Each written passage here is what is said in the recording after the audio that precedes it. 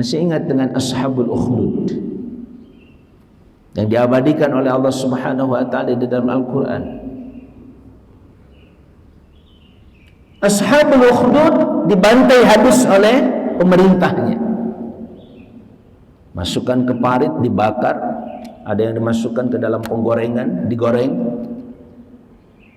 Itu keimanan mereka itu salah satunya sebabnya adalah karena seorang pemuda yang oleh raja disuruh belajar ilmu sihir, karena anak ini pintar luar biasa pandai, tapi malah dia belajar tentang ilmu Allah dari seorang ulama waktu itu.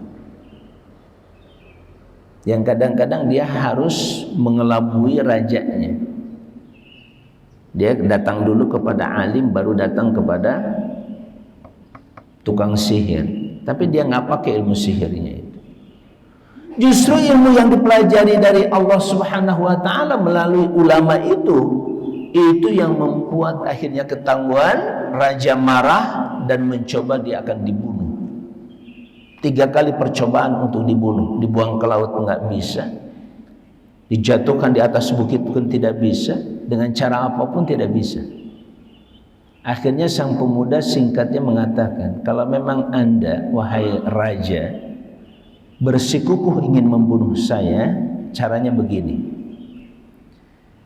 Ikat saya pada sebuah pohon, kumpulkan orang sebanyak-banyaknya, bila perlu seluruh kota ini dikumpulkan. Kau siapkan anak panah yang tajam dan pemanah. Akhirnya dia sendiri sebagai pemanahnya. Dan pada saat memanah, ucapkan Bismillah atau Bismillahirrahmanirrahim. Bismillahirrabbilghulam, dengan nama Allah Tuhan anak ini. Karena dia saking berambisinya ingin membunuh sang anak, dia terpedaya oleh sang anak itu. Wa makaru wa makarallah. Akhirnya diikat di pohon sang pemuda, betul seluruh penduduk dikumpulkan, kemudian dia lesatkan anak panah, Bismillahirrabbilghulam, dilepaskan, tertancap di sininya dan dia wafat. Tapi seluruh penduduk waktu itu langsung mengatakan, amanna birabbil gulam. Kami semuanya kalau begitu beriman kepada Tuhan anak yang telah mewafatkan anak ini. Bukan karena panah, bukan karena bantuan tadi, tapi Allah yang telah menentukan kematian sang anak ini. Maka seluruh penduduk negeri itu pun beriman pada Allah Subhanahu wa taala. Makin marah itu raja, dibantai satu persatu, dibunuh. Makanya ada disebut al-ukhdud, di parit mereka dibantai, dibunuh di dalam parit itu. Tapi apakah mereka rugi? Tidak, yang rugi adalah raja, penguasa waktu itu.